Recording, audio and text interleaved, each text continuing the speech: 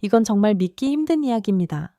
인도와 파키스탄, 두 핵보유국 사이의 전면 충돌을 한국의 기술이 막아섰다는 사실에 세계가 충격에 빠졌습니다.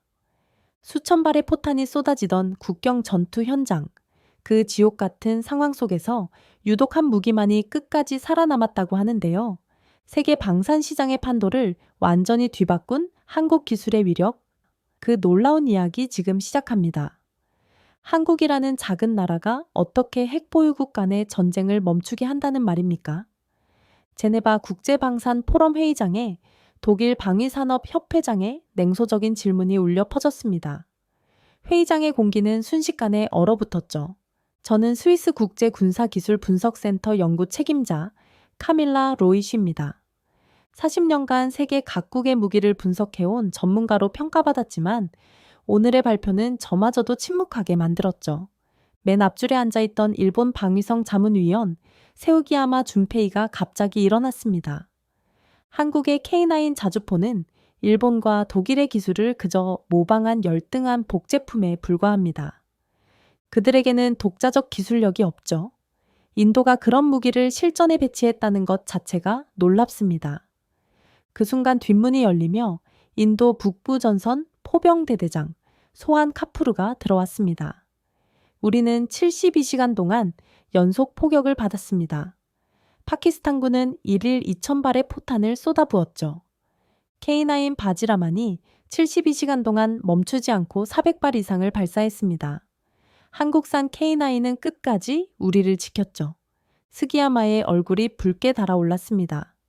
이때 인도 국방부 조달청장 라빈드라 싱기 등장했죠.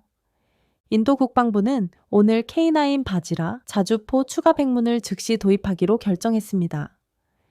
스기야마는 믿을 수 없다며 자리에서 벌떡 일어나 회의장을 빠져나갔고 저는 질문했죠.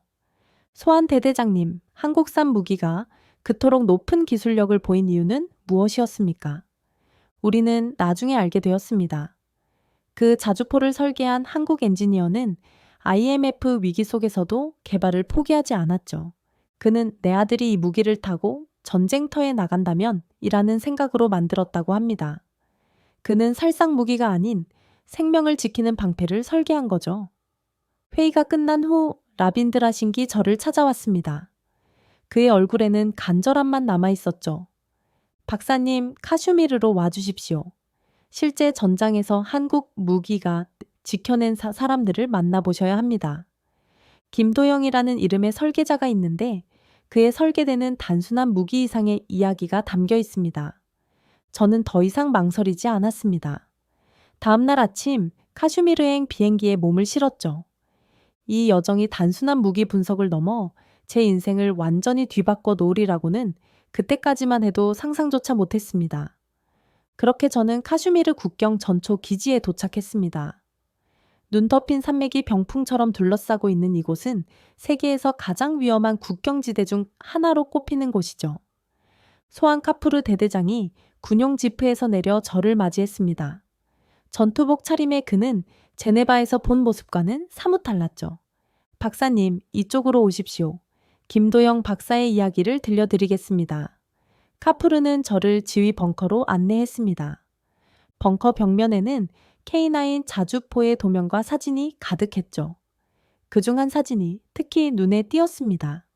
지쳐 보이는 한 중년 남성이 작업복 차림으로 설계도를 들고 서 있었죠. 이분이 김도영 박사입니다. 1997년 IMF 외환위기 당시의 모습이죠. 카푸르는 오래된 문서철을 꺼냈습니다. 그 안에는 김도영 박사의 자필 메모와 함께 K9 개발 과정이 기록되어 있었죠. 한국이 IMF 구제금융을 받던 시기 김도영 박사는 국방과학연구소에서 K9 자주포 개발을 지휘하고 있었습니다. 그 당시 정부는 예산 삭감을 요구했고 많은 국책 사업이 중단되었죠. 저는 문서를 넘기며 흥미롭게 읽어 내려갔습니다. 회의록에는 개발 지속 여부를 두고 벌어진 치열한 논쟁의 흔적이 남아 있었죠. 김 박사는 개발팀에게 선택권을 주었습니다. 포기하거나 무급으로 계속하거나. 놀랍게도 연구원 전원이 남았죠. 그들은 자발적으로 무급 야근을 감수했습니다. 문서 사이에서 가족 사진 한 장이 나왔습니다. 김도영 박사와 그의 아내, 어린아들이 함께 찍은 사진이었죠. 그는 가족과의 시간마저 희생했습니다. 아들의 첫 운동회에도 가지 못했고 아내의 생일에도 연구실에 있었죠. 그의 일기장에는 이런 구절이 있습니다. 이 설계도가 우리의 미래다. 포기하면 우리 아이들은 영원히 남의 무기에 의존해야 한다. 저는 김 박사의 설계 노트를 보며 깊은 인상을 받았습니다. 그가 직접 계산한 수식과 그림이 빼곡했죠. 특히 포신 설계와 관련된 부분은 수십 번 지우고 다시 그린 흔적이 역력했습니다. 김 박사는 영하 30도 산악 환경에서도 작동하는 포를 만들기 위해 특별한 엔진 설계를 고집했습니다. 기존 기술로는 불가능하다는 비판에도 그는 밤낮 없이 연구했죠. 결국 3분 이내 재장전, 험지 기동성 등 당시로는 획기적인 성능을 구현해냈습니다. 카프르는 창밖으로 보이는 K9 바지라를 바라보았습니다. 그 시선에는 깊은 존경이 담겨 있었죠. IMF 위기는 한국에게 큰 좌절이었습니다. 하지만 김 박사와 같은 이들은 그 좌절을 기회로 바꿨죠. 그들의 헌신이 오늘 우리 부대원들의 목숨을 살렸습니다. 저는 마지막 페이지에서 김도영의 친필 메모를 발견했습니다. 작은 글씨로 쓰인 구절이었죠. 아들에게. 아빠가 늦게 들어와 미안하구나. 하지만 너는 언젠가 이해할 거야. 우리가 지금 포기하면 다음 세대는 더 큰 대가를 치르게 될 테니까. 카프루가 문서철을 덮었으며 조용한 목소리로 이야기했습니다. 실제 전투에서 그의 말이 입증되었습니다. 제 부대원 62명은 모두 살아남았죠. 그런데 로이시 박사, 김도영 박사가 그것을 알게 된 날, 바로 그날, 카프루의 말이 이어지려는 순간 벙커 밖에서 요란한 경적 소리가 울렸습니다. 무언가 일이 터진 모양이었죠. 저는 이야기의 계속을 듣지 못한 채 카프루를 따라 급히 밖으로 나갔습니다. 저는 카프루를 따라 벙커 밖으로 나왔습니다. 눈앞의 광경에 숨이 멎는 듯했죠. 눈 덮인 고지대에서 K9 바지라 자주포 6대가 일제히 포신을 들어 올리고 있었습니다. 지휘 차량에서 무전 소리가 울려 퍼졌습니다. 적 포대 이동 확인, 모든 포대 발사 준비. 카프루가 제 팔을 잡아 끌었습니다. 그의 얼굴에는 긴장감이 역력했죠. 파키스탄군이 중국제 SH-1 자주포를 전진 배치했습니다. 작전이 시작됐으니 안전한 곳으로 이동해야 합니다. 우리는 지휘 관측소로 뛰어올랐습니다. 그곳에서 전방 3km 지점에 국경 넘어가 훤히 내려다 보였죠. 고성능 관측 장비를 통해 파키스탄군의 움직임이 포착되었습니다. 지난달과 같은 패턴입니다. 그들은 우리 방어선을 뚫기 위해 집중 포격을 시도할 겁니다. 파키스탄 측에서 첫 포탄이 날아왔습니다. 우리 앞 300m 지점에 착탄한 포탄이 굉음과 함께 눈보라를 일으켰죠. 이어서 여러 발의 포탄이 연달아 터졌습니다. 그들의 사격 패턴이 달라졌습니다. 정확도가 이전보다 높아졌습니다. 지휘관이 명령했고 K9 포대가 일제히 응사했죠. 6발의 포탄이 하늘로 치솟았습니다. 몇 초 후 망원경으로 파키스탄 진지를 보니 정확히 목표물을 강타한 것이 확인되었습니다. 적 포대 모두 명중했습니다. 정확한 타격입니다. 그때 관측 장교가 외쳤습니다. 적 드론 발견, 공중에서 접근 중입니다. 순간 저희 위로 드론이 지나갔고 카프루의 표정이 굳어졌죠. 위험합니다. 드론으로 우리 포대 위치를 파악하려는 겁니다.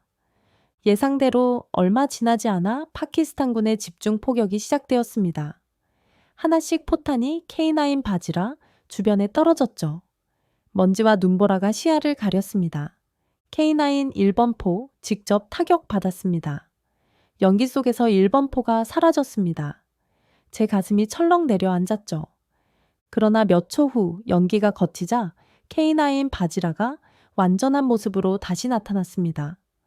포탑의 특수장갑이 직격탄의 충격을 견뎌낸 것이었죠. 카프루가 미소를 지었습니다. 김도영의 설계입니다. 그는 포탑 장갑을 이중으로 설계했습니다. 생존성을 최우선으로 생각했죠. 교전은 5시간 동안 이어졌습니다. 해가 저물 무렵 파키스탄군은 철수를 시작했죠. 관측 장교의 보고에 따르면 그들의 중국제 자주포 6대 중 4대가 파괴되었습니다. 저녁 브리핑에서 작전 성과가 발표되었습니다. 모든 K9 바지라가 기동성을 유지한 채 살아남았죠. 이 소식은 즉시 인도 국방부로 전해졌습니다. 박사님, 이제 이해하십니까? 우리가 한국 무기를 선택한 이유를 김도영은 단순히 무기를 만든 것이 아닙니다. 그는 생명을 지키는 방패를 설계했죠. 저는 그날 밤 숙소에서 김도영의 설계도를 다시 펼쳐보았습니다. 기술적 세부 사항을 넘어 그 속에 담긴 철학이 보이기 시작했죠. 저는 카슈미르 전선에서의 관찰을 마치고 뉴델리로 이동했습니다. 소한카푸르 대대장이 직접 헬리콥터까지 배웅해 주었죠. 박사님, 국방부에서는 더 자세한 데이터를 보여드릴 겁니다. 라빈드라 싱 청장이 당신을 기다리고 있습니다. 뉴델리 도착 후 저는 곧바로 인도 국방부로 안내되었습니다. 제네바에서 처음 만났던 라빈드라 싱기 데이터 분석실 앞에서 저를 기다리고 있었죠. 카슈미르에서의 경험은 어떠셨습니까? 이제 제가 약속한 데이터를 보여드리겠습니다. 라빈드라 싱이 직접 분석실 문을 열어주었습니다. 우리는 카슈미르 전선에서의 모든 교전 데이터를 확보했습니다. 양측 포병전의 완전한 기록이죠. 벽면 스크린에는 포종률, 품품 모열 명중률, 발사 속도, 생존율을 보여주는 그래프가 펼쳐져 있었습니다. 저는 즉시 데이터에 몰입했죠. 특히 K9 바지라의 영하 30도, 환경에서의 안정성 지표가 주목할 만했습니다. 이 데이터에 따르면 K9 바지라는 영하 30대에서도 95% 이상의 작동률을 보였군요. 유럽사는 57%, 중국제는 68%, 일본제는 41%에 그쳤습니다. IMF 시절 김도영 박사가 특별히 강조한 부분이 혹한기 작동 안정성이었습니다. 많은 이들이 비용 절감을 위해 포기하라고 했지만 그는 절대 타협하지 않았죠. 분석이 진행될수록 놀라운 사실이 더 드러났습니다. K9의 포탑 회전 속도와 정확도는 경쟁 모델을 압도했죠. 특히 지속 발사 시 열 관리 시스템의 효율성은 다른 어떤 포보다 우수했습니다. 그때 라빈드라의 보좌관이 급히 회의실로 들어왔습니다. 그는 태블릿을 들고 있었죠. 장관님, 일본 방위성의 내부 문건이 유출되었습니다. 인터넷에 공개되었죠. 스크린이 전환되며 일본어로 된 문서가 나타났습니다. 고위급 기밀 표시가 있는 문서였죠. 번역기가 실시간으로 내용을 변환했습니다. K9 자주포의 평가 전략, 한국산 K9의 세계 시장 점유율 증가는 일본 방산 산업에 심각한 위협이 되고 있음. 이에 K9의 험지 기동성과 내구성에 대한 의도적 폄하 전략이 필요함. 특히 험지 기동성에 대한 의혹을 공개적으로 제기할 것. 저는 화면을 응시하며 충격을 감추지 못했습니다. 이것은 순수한 기술 평가가 아닌 의도적인 비방 전략이었죠. 이것이 스기야마의 발언 배경이었군요. 객관적 평가가 아닌 사전에 계획된 비방이었습니다. 라빈드라는 고개를 끄덕였습니다. 국제방산시장은 기술만큼이나 정치와 전략이 얽혀 있습니다. 하지만 실전은 거짓말을 하지 않죠. 저는 분석을 계속했습니다. 중국제 SH-1과 K9의 직접 교전 데이터를 세밀히 살펴보았죠. 결과는 명확했습니다. 동일 조건에서 K9의 명중률은 SH-1보다 27% 높았고 기동성과 생존율은 2배 가까이 차이가 났습니다. 이 데이터는 세계 방산 시장에 큰 파장을 일으킬 겁니다. 저는 중립적 분석가로서 이를 공개할 의무가 있습니다. 라빈드라가 잠시 침묵했다가 제게 한 가지 제안을 했습니다. 데이터 분석만으로는 충분하지 않습니다. 김도영 박사의 아들을 만나보는 게 어떨까요? 그는 현재 서울에서 기술 유튜버로 활동 중이라고 확인되는데 실제 개발자의 아들이니 그에게는 우리가 모르는 이야기가 있을 겁니다. 저는 주저없이 동의했습니다. 다음 목적지는 한국, 서울이었죠. 김도영 박사의 유산을 이어받은 아들을 만나기 위해 말입니다. 저는 뉴델리에서 인천행 비행기에 몸을 실었습니다. 창밖으로 인도의 웅장한 풍경이 멀어져 갔죠. 비행기 안에서 라빈드라가 보내준 김도윤에 대한 자료를 검토했습니다. 그는 김도영 박사의 손자로 10만 명의 구독자를 가진 기술 유튜버였습니다. 주로 최신 전자기기를 리뷰했지만 최근에는 할아버지의 업적에 관한 다큐멘터리를 제작 중이라는 정보도 있었죠. 인천공항에 도착한 저는 곧바로 서울 강남으로 향했습니다. 김도윤과는 이메일로 연락을 주고받았죠. 처음에 그는 다소 경계하는 태도였습니다.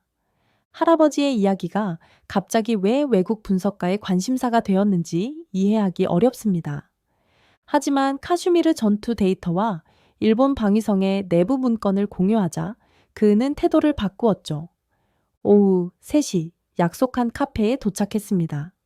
창밖으로 보이는 고층 빌딩들이 한국의 압축 성장을 보여주는 듯했죠. 약속 시간보다 10분 일찍 검은색 후드티를 입은 젊은 남자가 카페에 들어왔습니다. 로이시 박사님이시죠? 김도윤입니다. 그의 첫인상은 조심스러우면서도 냉소적이었습니다. 테이블에 앉으며 그가 물었죠. 제 할아버지가 왜 갑자기 국제적 관심사가 되었는지 설명해 주실 수 있을까요? 저는 카슈미르에서 경험한 모든 것을 솔직하게 이야기했습니다. K9 바지라의 놀라운 성능, 일본의 의도적 비방, 그리고 실전에서 살아남은 인도 병사들의 이야기까지 모두 말했죠. 도윤의 표정이 점차 변했습니다. 그는 노트북을 열고 자료들을 보여주기 시작했죠. 사실 저도 최근에야 할아버지의 업적을 제대로 알게 되었습니다. 그분은 제가 15살 때 돌아가셨지만 생전에 자신의 일을 거의 이야기하지 않으셨죠. 도윤이 오래된 사진을 펼쳤습니다. 1997년 IMF 당시 연구실에서 밤을 새우는 김도영 박사의 모습이었죠.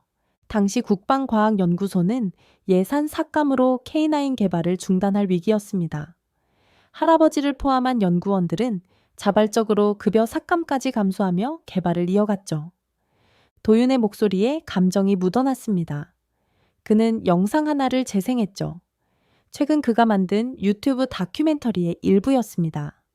솔직히 말하면 저는 한동안 할아버지의 일을 자랑스럽게 여기지 않았습니다.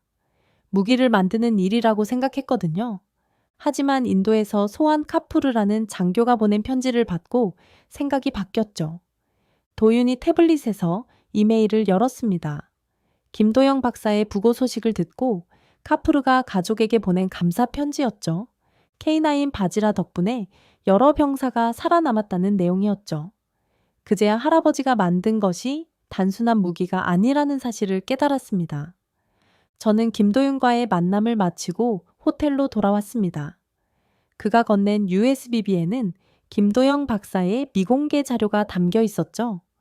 밤새워 자료를 검토하던 중 뜻밖의 연락이 왔습니다. 제네바 UN 군축회의 의장으로부터의 초청장이었습니다. 로이시 박사님, 카슈미르 사태 분석 결과를 UN 특별 포럼에서 발표해 주셨으면 합니다. 이번 충돌은 국제안보에 중요한 함의를 갖고 있습니다. 일주일 후 저는 제네바 UN 본부 연단에 서 있었습니다. 각국 대표들이 모인 회의장은 긴장감으로 가득했죠. 특별히 일본과 중국 대표단의 표정이 굳어 있었습니다. 제 분석에 따르면 카슈미르 국경 충돌에서 한국의 K9 자주포는 기존 통념을 뒤엎는 성능을 보여주었습니다. 영하 30도의 극한 환경에서도 95% 이상의 작동률을 유지했죠. 반면 다른 국가의 유사 무기 체계는 평균 50% 미만의 작동률을 보였습니다. 청중석에 앉아있던 김도윤이 저를 응원하듯 또 고개를 끄덕였습니다. 개발자의 손자가 직접 증언하는 것이 중요하다고 생각했기 때문에 따로 초청했죠. 더 주목할 점은 K9의 설계 철학입니다. 개발자 김도영 박사의 설계도에서 발견된 핵심 문구는 이 무기는 사람을 지켜야 한다였고 실제 전장에서 증명되었죠.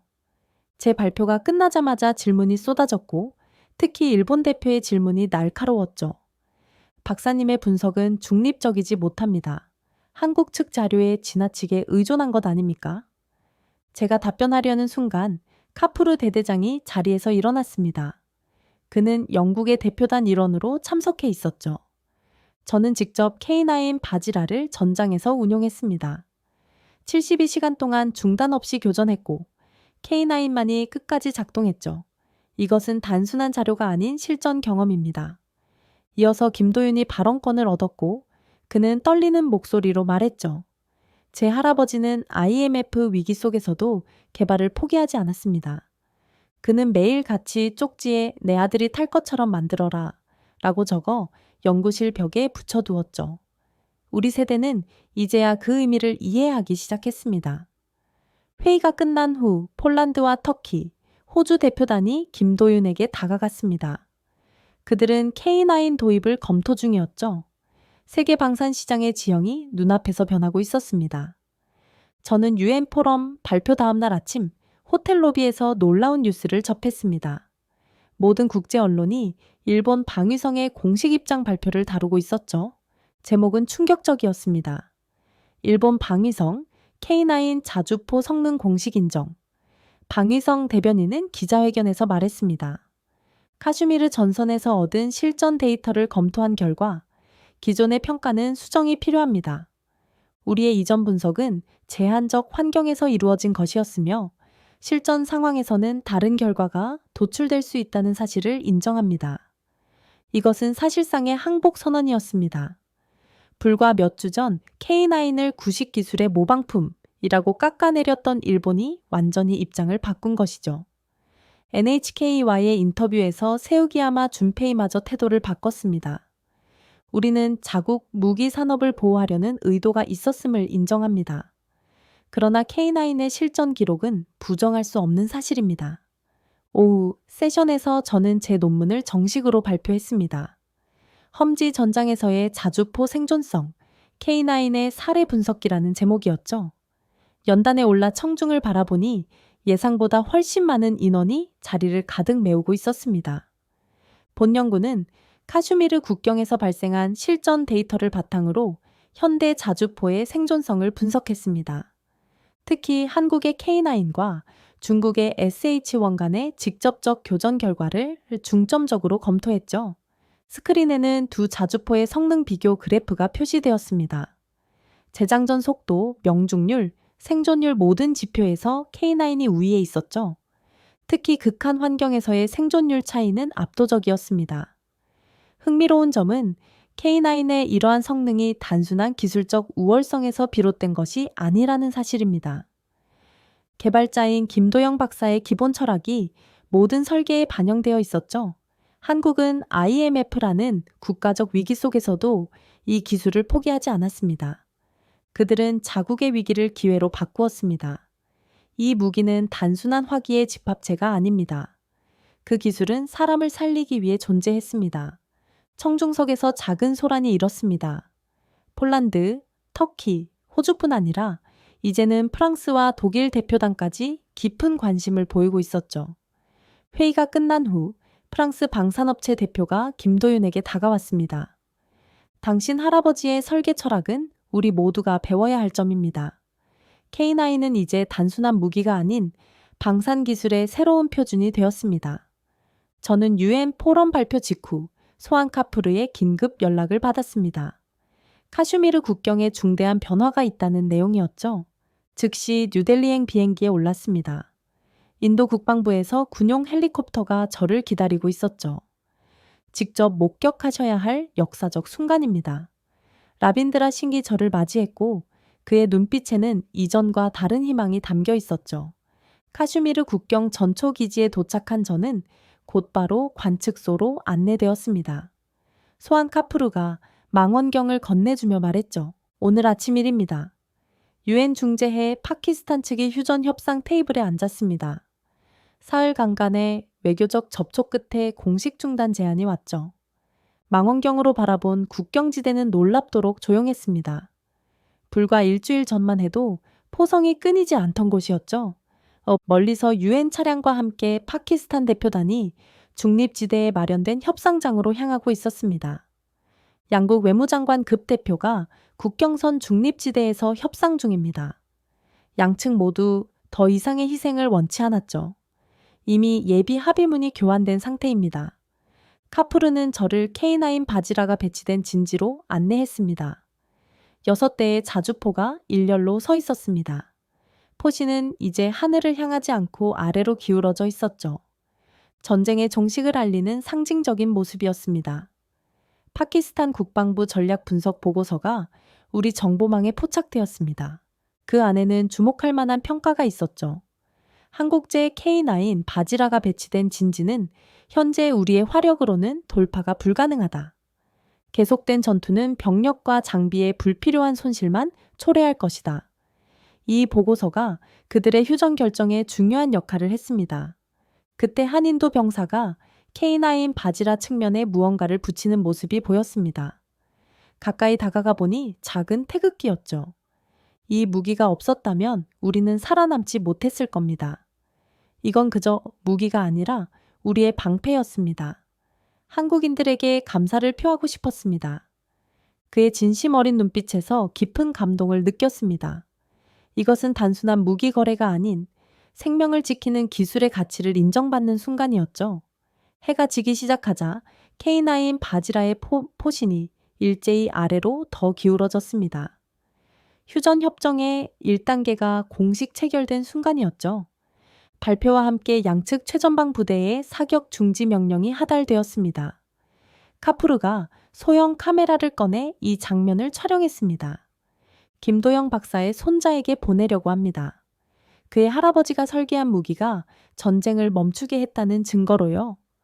UN 평화유지군 헬리콥터가 국경 중립지대에 착륙했습니다. 휴전감시단이 도착한 것이었죠. 이제 이 지역에 평화가 찾아올 가능성이 커지고 있었습니다. 저는 마지막으로 김도영 박사의 초기 설계도를 손에 들고 일몰을 바라보았습니다. 그의 손때 묻은 도면 위로 국경의 평화로운 모습이 겹쳐 보였죠. 귀국하는 비행기 안에서 최종 보고서를 작성하며 생각했습니다. 제가 분석한 것은 단순한 무기가 아니었습니다. 그것은 한 나라가 위기를 기회로 바꾼 역사였고 생명을 지키겠다는 한 엔지니어의 신념이 세계를 바꾼 이야기였죠. 김도윤에게서 메시지가 왔습니다. 할아버지의 다큐멘터리가 세계 각국에서 동시 상영될 예정이란 소식이었습니다. 그리고 마지막 줄에는 이런 문장이 적혀 있었죠. 박사님, 우리의 기술이 이제 세상을 지킵니다. 자, 오늘의 이야기는 여기까지입니다. 오늘 우리는 한국의 기술이 어떻게 세계의 전쟁을 멈추는 힘이 되었는지 살펴보았습니다. 진정한 기술의 가치는 단순한 성능이나 이익이 아니라 생명을 지키고 평화를 이끄는 데 있다는 것을 다시금 깨닫게 됩니다. 앞으로도 한국 기술이 전 세계 곳곳에서 만들어갈 또 하나의 기적 함께 지켜봐 주세요. 지금까지 우인스의 수진이었습니다. 오늘도 끝까지 함께 해주셔서 정말 감사합니다. 당신만의 해외 감동 이야기가 늘 당신 곁에서 따뜻한 순간으로 남길 바랍니다. 다음에도 따뜻한 이야기로 다시 찾아올게요. 수진이랑 우인스 다음에도 함께해요. 오늘도 행복한 하루 되세요. 사랑합니다. 우인스